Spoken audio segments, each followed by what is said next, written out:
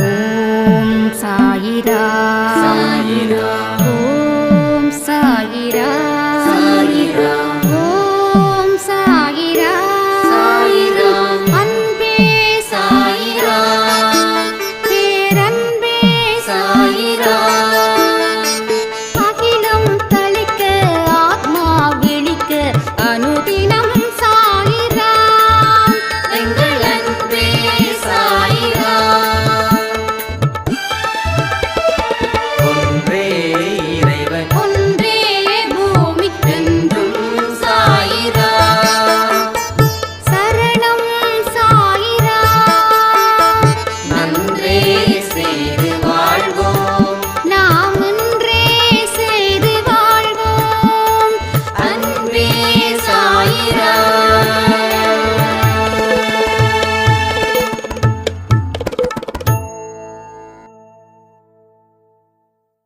சாய்ராம். என் உயிரின் உயிரானவர்களே, அனைவருக்கும் வியாழன் தின வாழ்த்துக்கள். இந்த நாள் நல்ல நாளாக அமைய சாய்பா கிட்ட பிரார்த்தனை பண்ணி இந்த ஆடியோவை நான் ஆரம்பிக்கிறேன். உலகத்தில் பலவிதமான மனிதர்கள், அதில் சிலர் மட்டும்தான் கடவுளுடைய அருளை பெறுவதற்கு தகுதியானவர்கள்.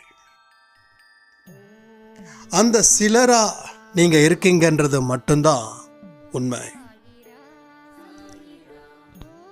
உங்களுக்கு இருக்கக்கூடிய நல்ல விஷயங்கள் தான் உங்க வாழ்க்கையில பலம் சேர்க்க போகுது. தொடர்ந்து உங்க வாழ்க்கையில ஏற்படக்கூடிய மாற்றத்தை வச்சு இதை நீங்க ஃபீல் பண்ணலாம்.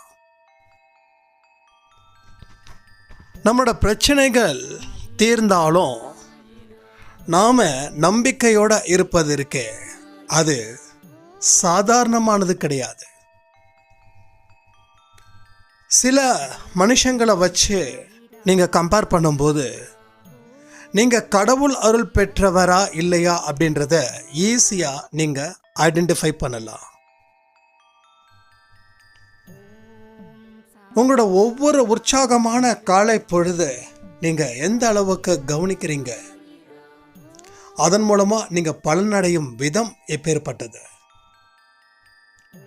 உங்க வாழ்க்கையில எதை நோக்கி நீங்க போறீங்க எல்லாத்தையும் எங்க கடவுள் அருள் பெற்றவர்களால மட்டுமே அதை தீர்மானிக்க முடியும். லாஸ்ட் 2 நாள் வெற்றி நிச்சயம் சாயின் சத்தியம் என்னால் கொடுக்க முடியல. இதை கமெண்ட்ல கேட்டவங்களும் அதிகம், வாட்ஸ்அப்பில் கேட்டவங்களும் அதிகம். மற்ற 2 ஆடியோஸை பற்றி கூட பெருசாக இல்லை, ஏன்னா அது தொடர்ந்து வருது. ஆனால் வெற்றி நிச்சயம் சாயின் சத்தியம் கண்டிப்பாக விட முடியாத அளவுக்கு இந்த மாற்றத்தை சாய்பா ஏற்படுத்தியிருக்காங்கன்னா, ஒவ்வொரு நாளும் நீங்கள் முன்னேறுவதற்கு நீங்கள் தகுதியானவர்கள் அப்படின்ற ஒரு விஷயம் மட்டும்தான் இந்த விஷயத்தை நீங்கள் கேட்குறீங்க. ஸோ வெற்றி எப்படிப்பட்டது அப்படின்றதையும் நீங்க புரிஞ்சுக்கிறீங்க. சங்கடங்கள் இருக்கும், சோதனைகள் இருக்கும், துன்பங்கள் இருக்கும். அதையும் நான் கடந்து வந்து வாழ தயார் அப்படின்னு நம்ம உறுதிமொழி எடுக்காமலே ஒவ்வொரு தினமும் இதை ஃபேஸ் பண்ணும்போதெல்லாம் நாம் எடுத்துக்கிட்டு இருக்கோம். அது உங்களுக்கு தெரியுமா? சில விஷயங்கள் உங்களுக்குள்ளேயே உங்களுக்கே தெரியாம சாயப்பா விதைக்கிறாரு. உங்களோட மாற்றங்கள் உங்களுக்கு தெரியாது, ஆனா மற்றவர்கள் உங்க மாற்றம் எப்படிப்பட்டதுன்றத ஈஸியா கண்டுபிடிச்சு உங்ககிட்ட சொல்லும்போது தான் உங்களுக்கு மிகப்பெரிய வியப்பா இருக்கும். நம்ம அன்பே சாயில ஒருத்தவங்க சொன்னாங்க, என்னோட சொந்தக்கார பொண்ணு அதிகமாக கோபப்படுவாங்க, இந்த 6 மாதமாக அவங்களுக்கு அந்த கோபமே வரதில்லை. அன்பேசாய் ஆடியோவை கேட்டு அதன் மூலமாக அவங்க வாழ்க்கையை நடத்துகிறாங்க. அப்படின்னும்போது நம்ம எந்த அளவுக்கு இந்த அன்பேசாய் குடும்பத்தில் சாயப்பாவோட அருள், அவருடைய பார்வை, அவரோட கருணை, அவரோட இரக்கம் நம்ம மேல இருக்குது அப்படின்றத நாம தெரிஞ்சுக்கலாம். குழப்பங்களா, அதுக்கும் முடிவு இருக்கு. தோல்விகளா, அதுக்கும் முடிவு இருக்கு. ஸோ நீங்க சாதாரணமானவர்களே இல்லை. கடவுளோட அருள் பெற்றவர்கள் எந்த காலத்திலையும் சாதாரணமான மனிதர்களா இருக்கவே முடியாது. அவங்களுக்கு உள்ளுக்குள்ள இருக்கக்கூடிய வேகம் சூரியனை விட பவர்ஃபுல். ஒரே ஒரு சூரியன் எப்படி வெளிச்சத்தை கொடுக்குது பாத்தீங்களா? எப்படி இத எவ்வளோ விஷயங்கள் இயற்கை நமக்கு கண்ணு முன்னாடி காட்டக்கூடிய அதிசயத்தை இங்க மனுஷன் பார்க்கல. ஒரு சூரியன், ஒரு நிலா, எப்படி பிரகாசமா இருக்குது பாருங்க. சில நேரத்தில் 6 ஆனாலும் இது எந்த நேரம் தெரியாத மாதிரி ஒரு கன்ஃபியூஷன். அந்த பவர், அதை விட பல மடங்கு பவர் வாய்ந்தவர்கள் தான் நாம். ஏன்னா நாம சாயப்பாவோட குழந்தை. இதுவரைக்கும் எப்படியோ வாழ்ந்தோம். ஆனா இன்னைக்கு வழி தவறாம அவருடைய சொந்த வழியில நாம பயணங்கள் மேற்கொள்ளக்கூடிய காலத்துல இங்க இருக்கோம். இது ரொம்ப இயல்பா இருக்கு. மற்றவர்களுக்கு இது அதிசயமா இருக்கு. உங்க வாழ்க்கையில இதுவரைக்கும் யாரோ என்னென்னமோ சொல்லியிருக்கலாம். அவங்க எல்லாம் வாயடைச்சு போயிருக்காங்க. ஆனா வெளிப்படையா சொல்ல மாட்டாங்க. ஏன்னா அவங்க சொல்லக்கூடிய விஷயங்கள் ஒன்னே ஒண்ணுதான், உங்களை குறை சொல்லி அவங்க சந்தோஷம் அடைவது. இப்ப நீங்க ஒரு நிறைய தேடி போகும்போது அவங்க கொஞ்சம் வாய் பேசாம இருப்பாங்க, இல்ல இன்னும் பலமா எதிர்க்கவும் செய்வாங்க. ஸோ பழுத்த மரத்துல தான் கல்லடிப்படும். அப்போ நீங்க உயரதான் உங்களுக்கு எதிர்ப்புகள் அதிகரிக்கும். அதை பார்த்து என்னைக்கும் நீங்க பயந்துடக்கூடாது. ஒரு எதிர்ப்புகள் வருது, சாயப்பாட வழியில நீங்க நடக்கிறீங்க அப்படின்னா நீங்க வாழ்ந்து பெரிய வாழ்க்கைய வாழ்ந்துட்டு இருக்கீங்கன்னு அர்த்தம். ஸோ உங்க சுத்தி இருக்கிறவங்க உங்களை குழப்பிக்கிட்டே இருக்கலாம், இல்ல பாராட்டிட்டு இருக்கலாம். நீங்க எதுக்கும் மயங்காம இருக்கணும். அப்பதான் நம்ம புத்தி தெளிவா இருக்கும். அதிகமா புகழ்ந்தாலும் நம்ம புத்தி வேலை செய்யாது. அதிகமா நம்மளை தாழ்த்தி பேசினாலும் நம்மள புத்தி வேலை செய்யாது. அப்போ அதை நம்ம ரெஸ்பான்ஸ் பண்ணா அதான் அது வேலை செய்யறதா வேலை செய்யாததா. அதையும் நம்ம அன்பேசாய் குடும்பத்தில் இருக்கிறவங்க தாண்டி வந்துட்டாங்க. ஒரு சாய்ராம் சொல்லியிருக்கும் போது ரொம்ப ஆச்சரியமா இருந்தது. என்னோட வளர்ச்சி நல்லா புரிஞ்சுது, ஆனா எனக்கு எதிர்ப்பு அதிகரிச்சது. நான் வளர்வதற்கு முன்னாடி எதிர்ப்புகள் பெருசா இல்லை, ஆனா வளர ஆரம்பிக்க எதிர்ப்புகள் அதிகரிச்சது. நானும் சாயப்பாவோட பாதத்தை இறுக்கமா பிடிச்சுக்கிட்டேன். அவரை விடுற மாதிரி இல்லை. அவரை நான் விட மாட்டேன், எனக்குள்ள வச்சிருக்க. சாயனா நீங்களே கேட்டாலும் நான் கொடுக்க மாட்டேன், என்னுடைய அப்பாவன்னு சொல்லும்போது என் கண்கள்ல அந்த ஆனந்த கண்ணீர் தான் வந்துச்சு. அந்த வலி, அந்த மனசுல அவங்களுக்கு ஏற்பட்ட வலி எந்த அளவுக்கு பேச வச்சிருக்குதுன்றதை தான் நான் அந்த இடத்துல உணர்ந்த. ரொம்ப சந்தோஷமா இருக்கு. ஆனா அந்த எதிர்ப்புகளை அவங்க அதை தாண்டி வந்ததால இன்னைக்கு எதிர்ப்புகளே இல்லாம அவங்க வாழ்க்கைய ஜம்முன்னு சாய்ப்பா கொண்டு வந்திருக்காங்கன்னா இது எவ்வளோ பெரிய ஒரு மகத்துவம். அவருடைய அருள், அவருடைய பேராற்றல், அவருடைய வரம், அவருடைய அற்புதம், அதிசயம் எந்த அளவுக்கு அவங்க குடும்பத்தில் ஒரு மாற்றத்தை ஏற்படுத்தி இருக்குதுன்றத பார்த்துக்கிறீங்களா? ஸோ அதே மாதிரி தான் நாமளும் அந்த மாதிரி இடத்தை நோக்கி செல்கிறோம். நமக்கு எந்த போட்டியும் இல்லை, எந்த பொறாமையும் இல்லை.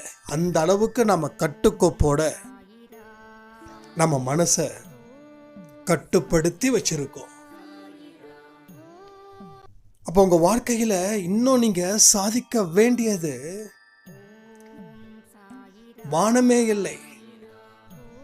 இது முடிச்சாச்சுன்னு உட்கார முடியாது. அதுக்காக சாதிக்கிறதுக்காக நம்ம அலைய போறதும் இல்லை.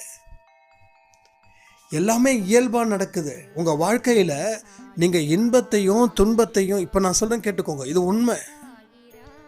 இன்பத்தையும் துன்பத்தையும் சரிசமமா நீங்க பார்க்க ஆரம்பிச்சிருக்கீங்க. இந்த ஆடியோவை கேட்குற நீங்க இதை உன்னிப்பா நீங்க கவனிக்கிறீங்கன்னா இதை நீங்க சரிசமமா பார்க்க ஆரம்பிச்சிட்டீங்க. இந்த இடத்துல எந்த வாதத்தையும் நீங்க செய்ய விரும்பல. ஏன் தெரியுமா? இது உண்மைன்னு உங்க ஆன்மாவுக்கு தெரியுது.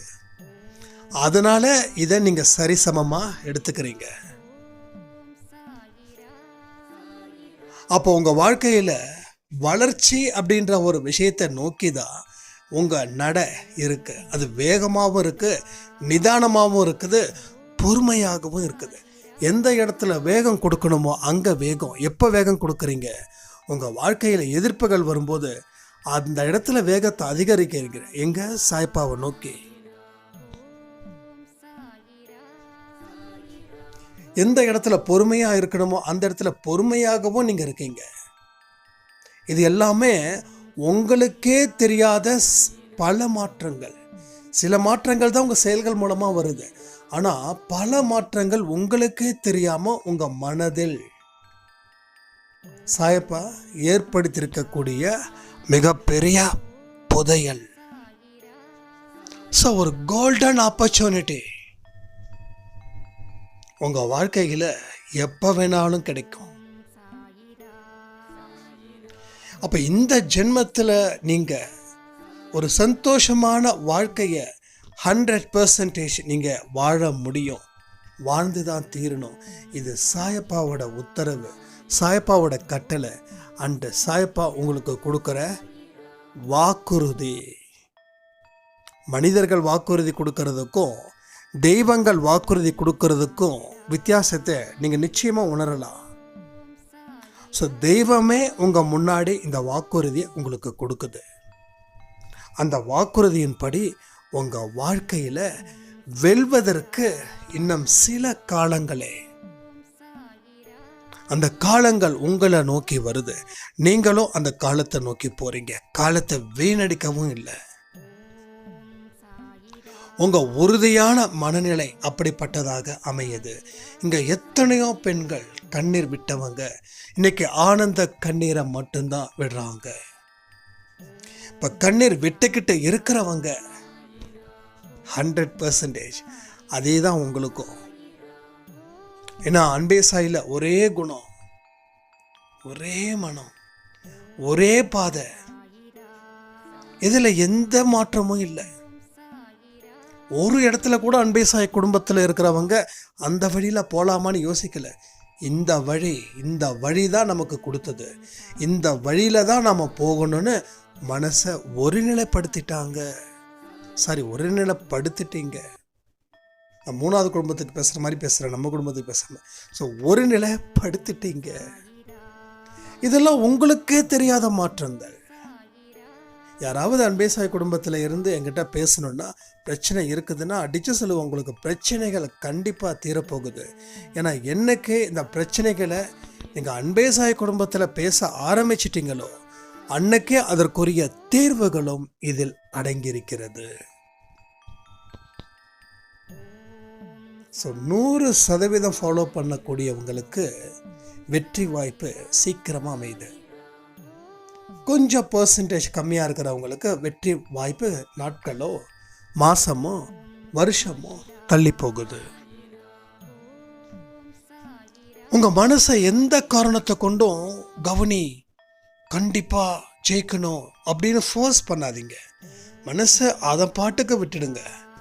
ஏன்னா நம்ம மனசு பல இடத்துல அலைஞ்சிக்கிட்டே இருக்கும். அதை அலைய விட்டாதான் அதை நம்ம கட்டுப்பாட்டிலே கொண்டு வர முடியும். நம்ம கட்டுப்பாட்டில் கொண்டு வரணும், அதனால் அலைய வைக்கக்கூடாது அப்படின்னா அது அலைஞ்சிக்கிட்டே இருக்கும். அதனுடைய போக்கில் விட்டுட்டு அதை கவனிங்க. ஸோ நீங்கள் கவனிக்கும் போது அது உங்களை கவனிக்கும். மனசுன்றது வேறு, நீங்கன்றது வேறு தனியாக பிரிச்சுக்கோங்க. மனசும் நீங்களும் ஒன்று தான். ஆனால் கொஞ்சம் பிரித்து பார்த்தா அந்த தூரம் இருந்தால் தான் ஒருத்தவங்க புரிஞ்சிக்க முடியும். கணவன் மனைவி பிரச்சனையாக இருக்குது ஒரே வீட்டுக்குள்ளே அப்படின்னா ஒரு 3 மாதம், அதாவது பிரியிற ஸ்டேஜ் அப்படின்னு யோசிக்க ஆரம்பிச்சிட்டாங்கன்னு வச்சுக்கோங்க. ஒரு 3 months எந்த கம்யூனிகேஷனும் இல்லாமல், எந்த ஃபோன் கால், எந்த மெசேஜஸ் இல்லாமல் ஒரு 3 மாதம் பிரிஞ்சு இருந்து அதுக்கப்புறம் முடிவு பண்ணாதான் கரெக்டாக இருக்கும். ஏன்னா பிரியும் போது தான் தூரம் அதிகரிக்கும். தூரமாக இருக்கும்போது தான் உண்மைகள் புலப்படும். அப்போ உங்கள் மனசையும் உங்களையும் தனியாக பிரித்து பாருங்கள். எங்கேயோ போறியா போ, எங்கேயோ அலையிறியா அலை. ஆனால் இந்த ஒரு விஷயத்தை நான் வச்சுருக்கேன், இதை கொஞ்சம் கவனிக்கிறியானா தான் அது கவனிக்கும். அங்கே போகாத அப்படின்னா அது போயிட்டு தான் இருக்கும். வாழ்த்தனமான குழந்தைங்களுடைய கேரக்டர்ஸ் தான் நம்ம மனசு. அந்த குழந்தைங்க கிட்ட அன்பாக பேசி, அக்கறையாக பேசி, செல்லம் இங்கே வா, தங்கம் இங்கே வா, பட்டு இங்கே வானா அந்த குழந்தை வெக்கப்பட்டு உங்களை நோக்கி வரும். இங்கே வாடா, அடி வாங்குவ படுவா ராஸ்கோல் அப்படின்னா அந்த குழந்தை அடிக்க தானே செய்வா. அடிச்சுக்கோ, நான் ஏன் சந்தோஷத்தை எடுக்கணும் அப்படின்னு சொல்லி போகும். அப்போ உங்களுக்கோ டென்ஷன், அந்த குழந்தைக்கோ டென்ஷன். குழந்தைய 2 சாத்துறீங்க, குழந்தை அழுவுது. அழுததுக்கப்புறம் அந்த குழந்தை இப்படி ஆயிடுச்சே, நம்ம குழந்தை இப்படி போட்டு அடிச்சிட்டோமேன்னு நீங்கள் அழுவுறீங்க. இதெல்லாம் தேவையா? அப்போது குழந்தை சந்தோஷமா ஓகேப்பா சொல்லுங்க வா, இதை மட்டும் சாப்பிட்டு மட்டும் போயிட, தங்கம் வா நீ விளையாடு, எவ்வளோ விடாலும் விளையாடு அப்படின்னு சொல்லி பாருங்க. அந்த குழந்தை அம்மா இப்படி கேட்குறாங்களே, அப்பா இப்படி கேட்குறாங்களேன்னு சொல்லி பக்கத்தில் வந்து கொஞ்சம் சாப்பிட்டுட்டு அதுக்கப்புறமா அது போகும். அப்போ வாழ்த்தனமும் குறையும். ஸோ அதிகாரத்தாலேயோ எதையுமே அடக்க முடியாது. அது அடங்குற மாதிரி இருக்கும், ஆனால் ஏதோ ஒரு இடத்துல பிச்சுக்கிட்டு போயிடும். அப்போ நம்ம மனசை ஒரு குழந்தை மாதிரி, ஒரு வாழ்த்தனம் பண்ணக்கூடிய ஒரு குழந்தை மாதிரி நினச்சி அப்பப்போ சொல்லக்கூடிய வார்த்தைகளை உள்ளே வைங்க. உள்ளே வச்சுட்டா என்றைக்கோ திரும்பி பார்க்கும் அந்த மனசு. என்னமோ சொல்கிறாங்க நமக்கு தெரியாமல், அது செஞ்சு தான் பார்த்தா என்ன. அந்த இடத்துக்கு நீங்கள் வந்துட்டீங்கன்னா அதுக்கப்புறம் ஒரு உற்சாகமான பொழுது ஒரு நாளும் உங்களுக்கு விடியும். இப்போ இரவு எந்திரிச்சிட்டு காலையில் பார்க்குறீங்க, ஓகே, அந்த மைண்ட் செட் எப்படி இருக்குதுன்றதை பொறுத்து தான். அப்போ மனசு என்ன ஆகுது, எங்கெங்கேயோ போகுது. கண்களை மூடி தூங்கும்போது எங்கெங்கேயோ போகுது. போகட்டும், சிரிச்ச மாதிரி அலோவ் பண்ணுங்க. அப்போ உங்கள் மனசில் கொஞ்சம் கொஞ்சமாக அதை விதைச்சிக்கிட்டே இருங்க. அதுக்கப்புறம் ஒரு நாள் அது திரும்பும். ஸோ அப்படி தான் உங்களுக்கு சில விஷயங்கள் சாயப்பாவால் உருவாக்கப்பட்டது, சிலது உங்களால் தான் அது உருவாக்கப்படணும். அதுக்காக கவலைப்பட வேண்டாம், எல்லாம் கொஞ்ச நாளில் சரியாயிடும். இங்கே யாரும் எந்த கவலையும் படக்கூடாது. இது சாயப்பாவோட கட்டளை. அவருடைய கட்டளையை நம்ம மீறாமல் வாழ்க்கையை சந்தோஷமாக அனுபவிக்கலாம். இந்த நாள் இனிய நாளாக அமையணும். யாரெல்லாம் பர்த்டே, வெட்டிங் டே, இன்னும் பிற விசேஷங்கள் செலிப்ரேட் பண்ணுறீங்களோ அத்தனை பேருக்கும் சாயப்பாவோட அருள் கிடைக்கணும்னு சொல்லி பிரார்த்தனை பண்ணி இந்த ஆடியோவை நான் முடிக்கிறேன். ஜெய் சாய்ராம்.